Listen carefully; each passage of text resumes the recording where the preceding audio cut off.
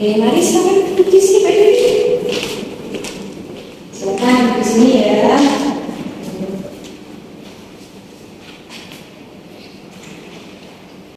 Gimana? Kita sekarang nyaman?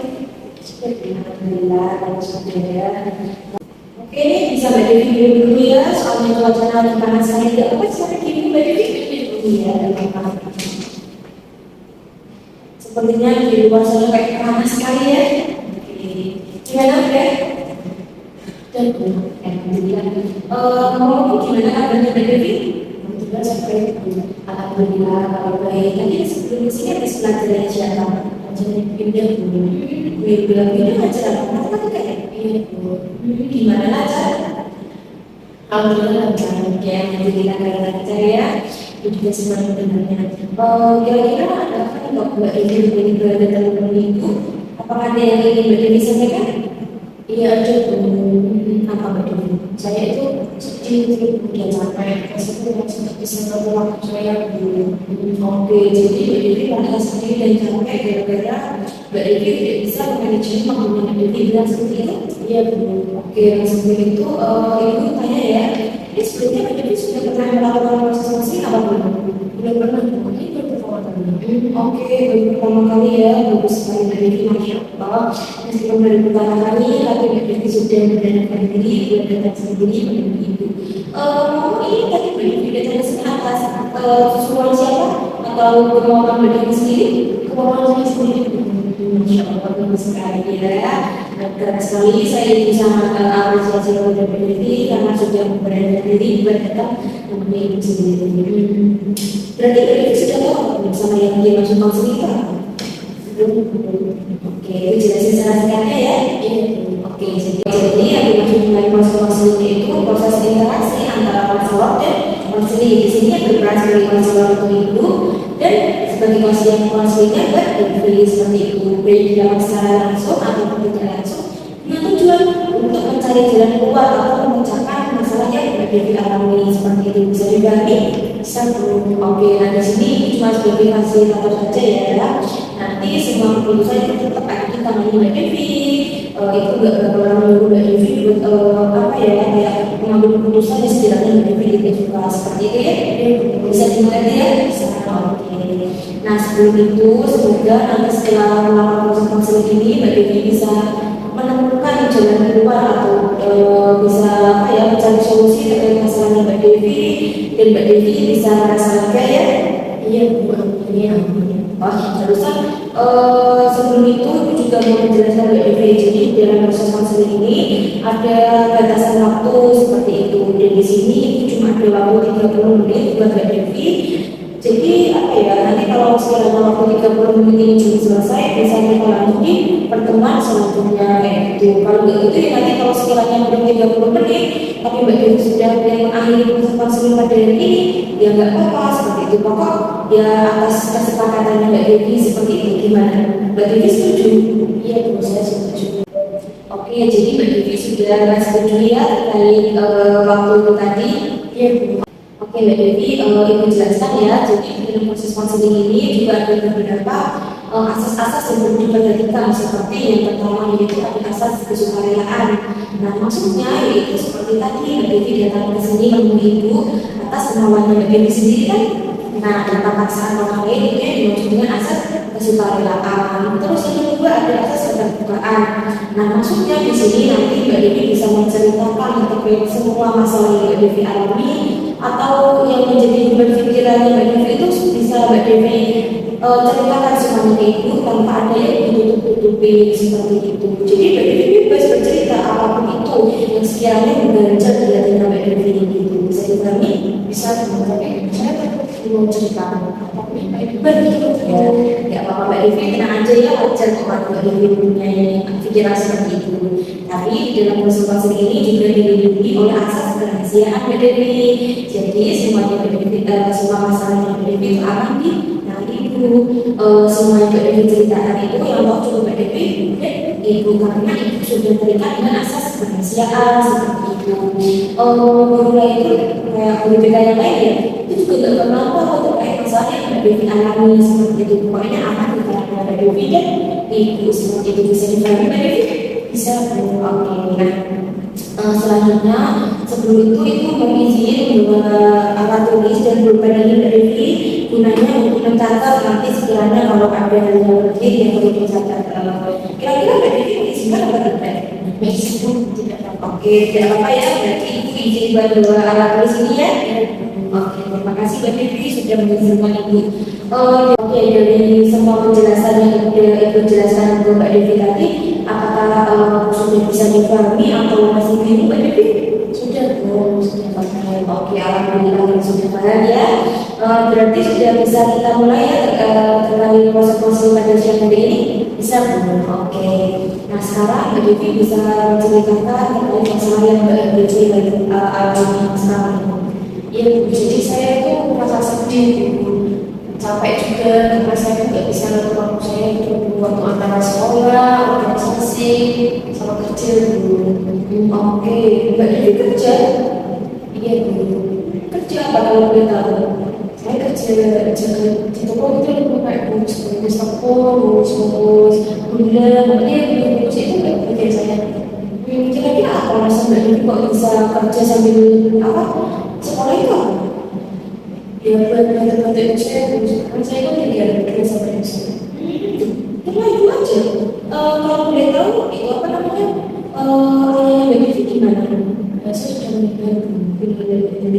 Maaf ya Mbak Devi tidak tahu. Dan kalau saudaranya Mbak Devi, Saya sempat meninggal Bu. Oke, itu bisa ngerti. Kalau boleh tahu, ayah Mbak Devi itu meninggalnya kapan? Waktu saya kelas 9 SMP kemarin Bu. Kelas 9 berarti kalau sekarang Mbak Devi kelas 1 itu berarti udah sekitar 1 tahun yang lalu ya Mbak? Iya Bu. Oke, itu kita maaf ya, itu soalnya nggak tahu. Kita doakan buat ayahnya Mbak Devi, semoga diterima di surga ya Allah, amin ya. Sekarang Mbak Devi bisa menceritakan lanjut ya, bisa menceritakan terkait lebih jelasnya terkait masalah yang Mbak Devi alami saat ini. Iya Bu, saya kan bingung itu Bu, bagi waktu antara sekolah, kerja, sama organisasi. Selain saya sekolah kan saya ikut organisasi juga dulu, saya pulang sekolah saya juga kerja, dan saya tuh sering lupa tugas itu ya dengan guru.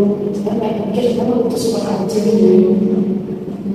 Oke Mbak Devi bisa mengerti terkait kesedihan yang Mbak Devi rasakan saat ini. Pasti menjadi Mbak Devi itu juga tidak mudah ya. Kali ini berarti kan kok sepertinya Mbak Devi siang saat gimana ya? Kok kelihatannya matanya sebab sekali.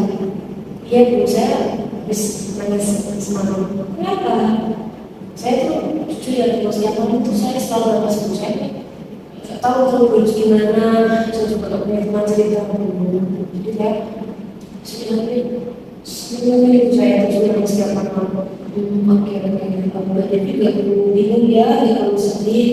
Di sini kan masih ada Ibu, Mbak Devi bisa menceritakan semua masalah itu kepada Ibu. Pokoknya Mbak Devi bebas mau cerita apapun terkait mungkin yang menjadi beban pikirannya Mbak Devi. Pokoknya apapun itu nggak apa-apa, Mbak Devi bisa cerita ke Ibu. Ibu bakal siap kok kalau Mbak Devi mau cerita seperti itu. Sekarang Mbak Devi boleh belum ceritakan masalahnya, silakan kalau mau cerita ke Ibu. Ya kemarin dulu saya dimarahin sama guru karena itu juga saya sudah mengerjakan tugas dan yang paling parah kemarin saya dimarahin gara-gara itu ketahuan mengerjakan tugas itu Bu dibahas dan saya itu kayak malu juga gitu dimarahin kayak sampai saya kira untuk putus sekolah saja Bu. Oke. Devi, Ibu sama Ibu bisa mengerti terkait kesedihan yang Mbak Devi alami saat ini. Ibu simpulkan dulu ya terkait masalah yang Mbak Devi alami saat ini. Iya Bu. Oke, jadi Mbak Devi ini mengalami kesedihan serta kebingungan gara-gara Mbak Devi itu sekolah sambil bekerja, ikut organisasi juga seperti itu. Dan akhirnya Mbak Devi kan karena Mbak Devi tidak bisa memanage waktu dengan baik, akhirnya Mbak Devi bisa dikatakan kayak keteteran gitu ya waktunya. Mengerjakan tugas, Mbak Devi tidak mengerjakan tugas, terus Mbak Devi pas waktu pelajaran malah mengerjakan tugas yang lain seperti itu. Terus akhirnya akhirnya Mbak Devi dimarahin sama gurunya Mbak Devi. Dari situ Mbak Devi sudah merasa semakin bingung, sedih, malu, dan akhirnya Mbak Devi mempunyai pikiran buat memutuskan untuk berhenti sekolah. Benar seperti itu? Benar. Oke. Nah sekarang itu tanya deh, apakah cara berpikir Mbak Devi untuk berhenti sekolah ini sudah keputusan yang tepat? Menurut saya sudah.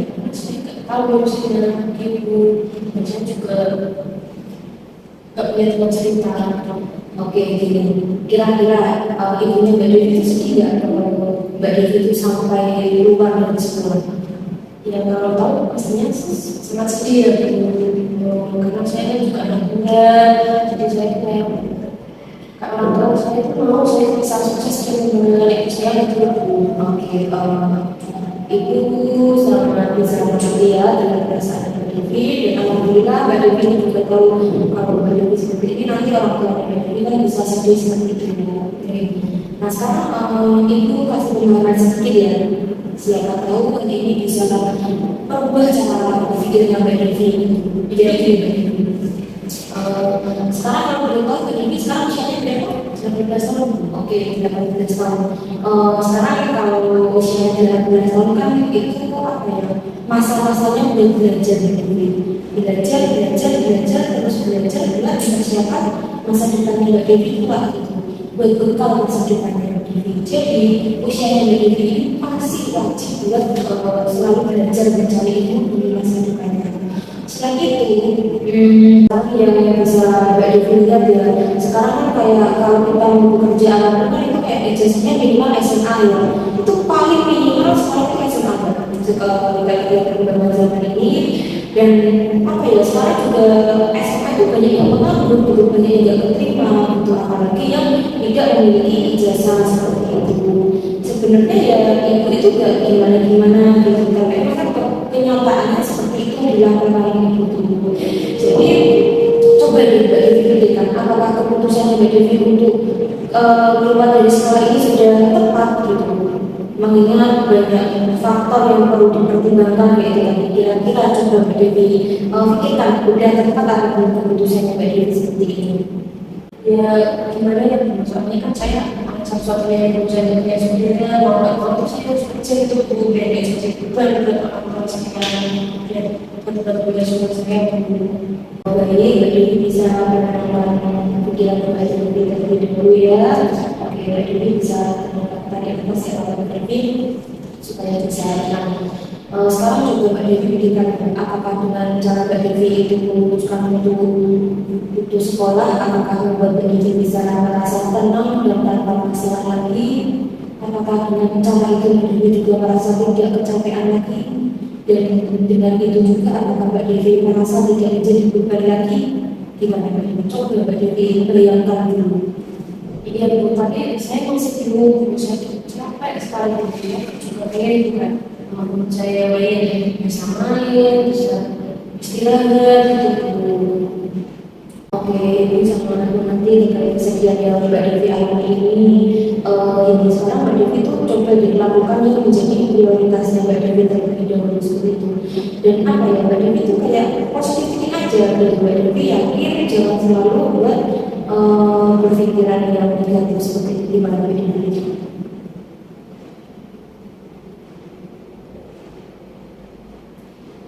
Oke, tenang ya, tenang. Mbak Devi tidak perlu bingung. Mari kita cari jalan keluar dari masalahnya Mbak Devi ini benar-benar ya. Ini Mbak Devi kan liburnya setiap 1 minggu berapa kali? Oke, nah mungkin pas hari minggu itu bisa Mbak Devi gunakan buat mengikuti organisasi seperti itu. Gimana? Ya gimana ya Bu, soalnya kan rapat organisasi itu kan diadakan 1 minggu 2 kali gitu. Gini nanti kan mungkin ya Mbak Devi itu bisa loh kayak ngomong ke ketuanya Mbak Devi, kayak Mbak Devi itu menjelaskan terkait kesibukannya Mbak Devi sekarang ini itu seperti apa gitu. Nah selain itu kan kayak ya masih pengalaman itu ya.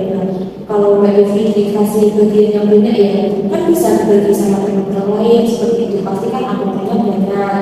Nah selain itu juga kan pasti yang tidak berangkat ya cuma Mbak Devi aja kan, pasti juga ada temannya yang biasanya nggak berangkat gitu. Saya bingung gimana cara ngomongnya. juga ini ngomong ke kelas saya. Gini Mbak, jadi gimana ya?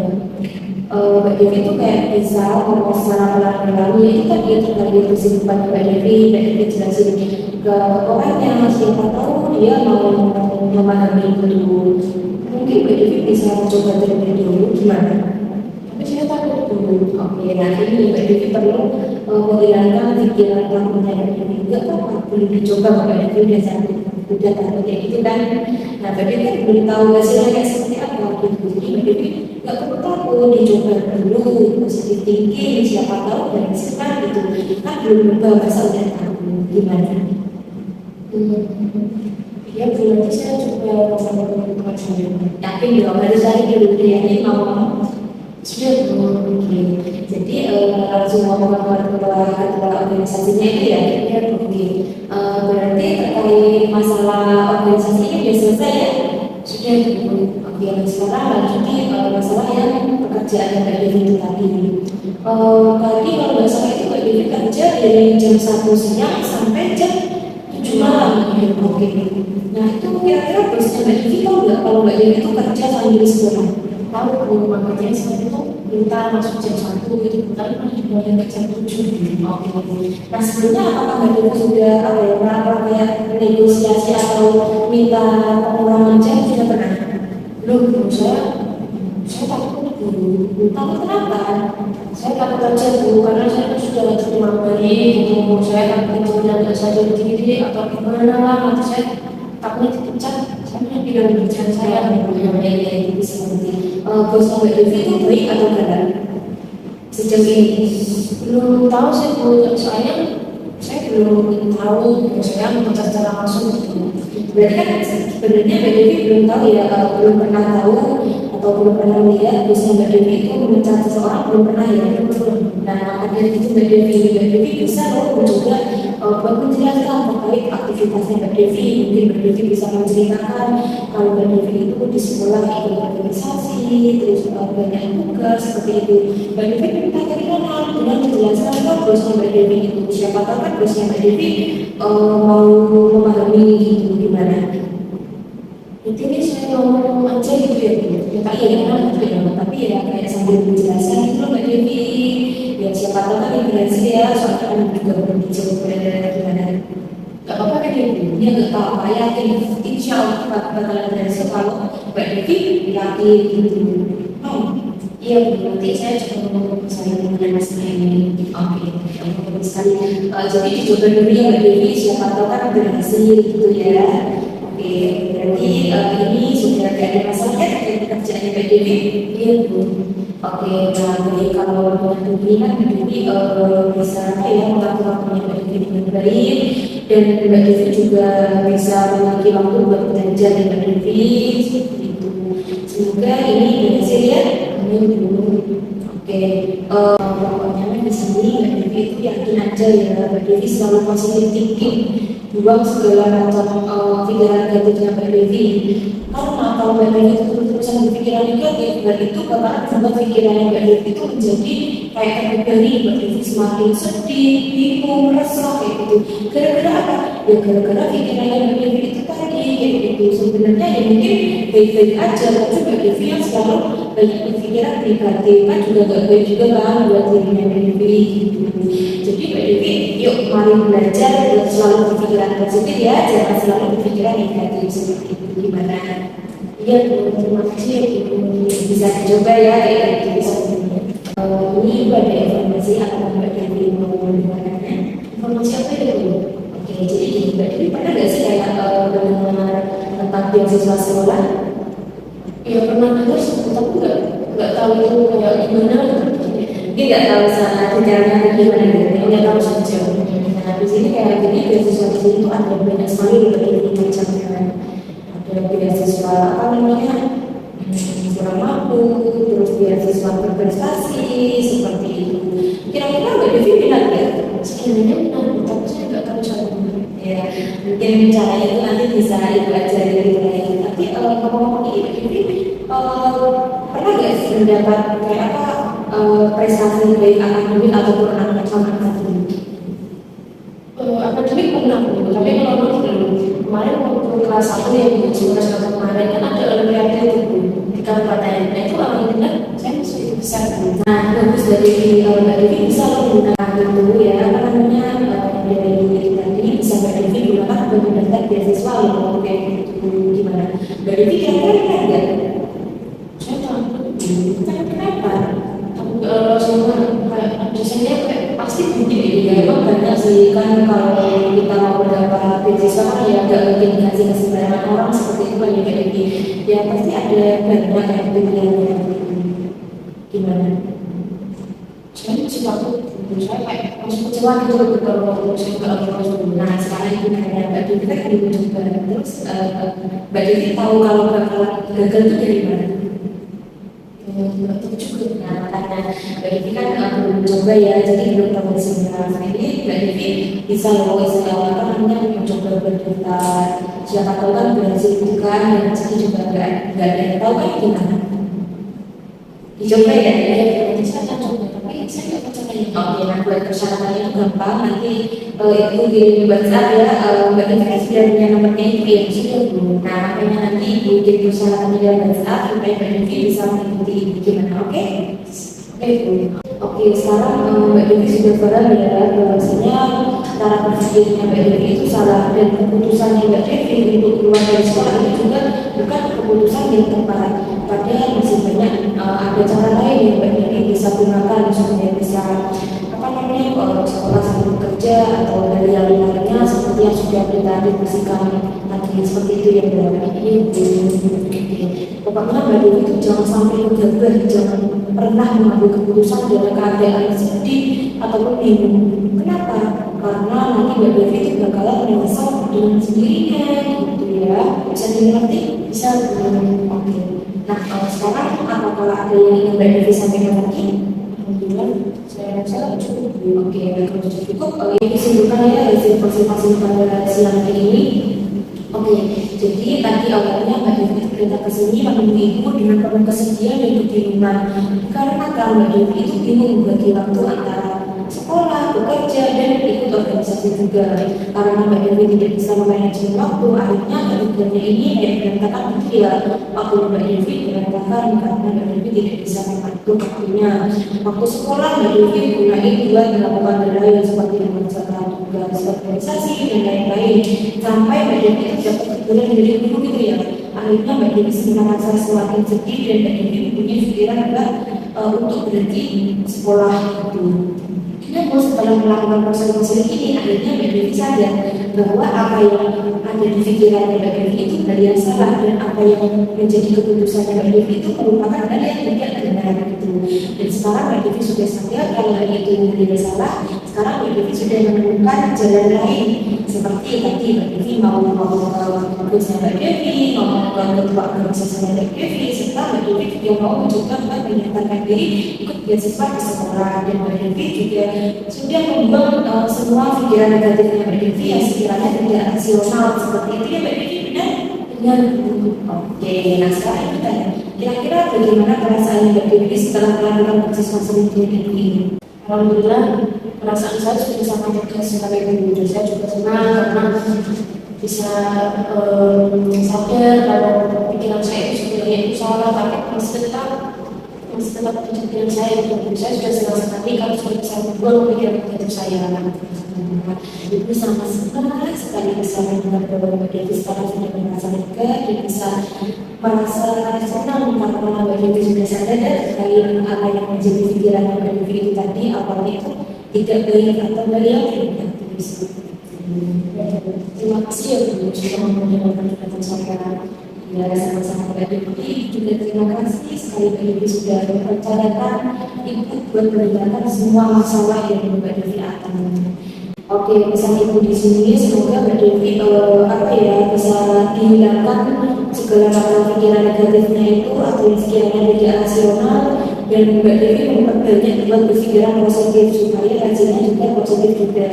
Karena biasanya yang terjadi itu sebaliknya Mbak, kalau kita berpikiran positif ya hasilnya positif, kalau kita berpikiran negatif ya hasilnya negatif seperti itu ya Mbak Devi, bisa dimengerti ya? Alhamdulillah bisa Bu. Ibu juga berpesan Mbak Devi jangan sampai ya mengambil keputusan itu dalam keadaan bingung, sedih, atau ataupun marah, nantinya Ibu khawatir kalau hal itu berdampak ke dirinya Mbak Devi sendiri seperti itu ya. Ya Bu, insya Allah Ibu sangat senang sekali akhirnya bisa melihat Mbak Devi kembali tersenyum lagi. Ya Bu, oke, nah sebelum proses konseling ini kita akhiri, Ibu ada kesempatan Mbak Devi bersedia? Bersedia Bu, tapi kira-kira tugasnya apa ya Bu? Tadi kan Mbak Devi itu ya ngomong ke kursi Mbak Devi, terus ke ketua organisasi Mbak Devi. Nah itu pasti kan ada balasan ya kalau ada respon lah ya.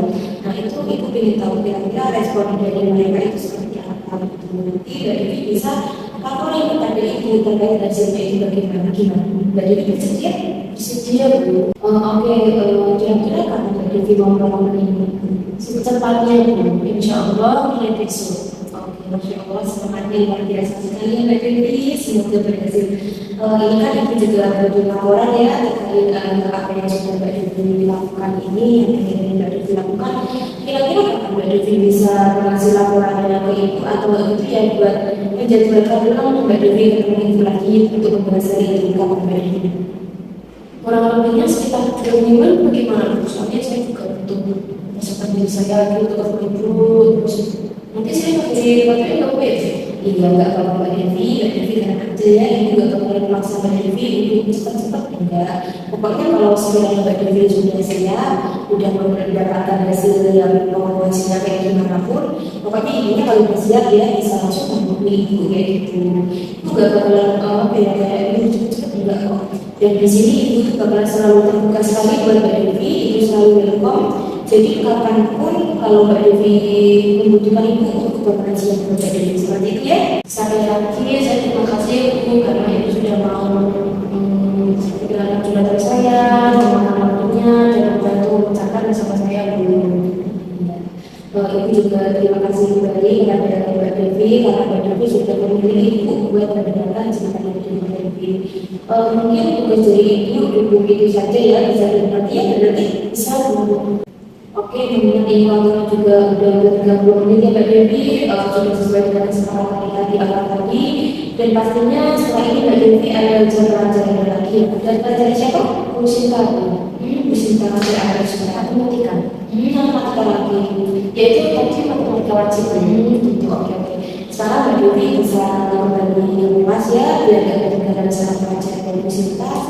Gimana kan? Baik, Bu, ini saya langsung kembali ke kelas ya? Iya, Mbak Devi bisa kembali ke kelas biar gak ketinggalan pelajaran. Mari dibantar ya? Ya, sekali lagi saya terima kasih ya Bu. Ya, itu juga terima kasih loh Mbak Devi, jangan berpikiran yang aneh-aneh lagi ya. Oke, terima kasih Bu.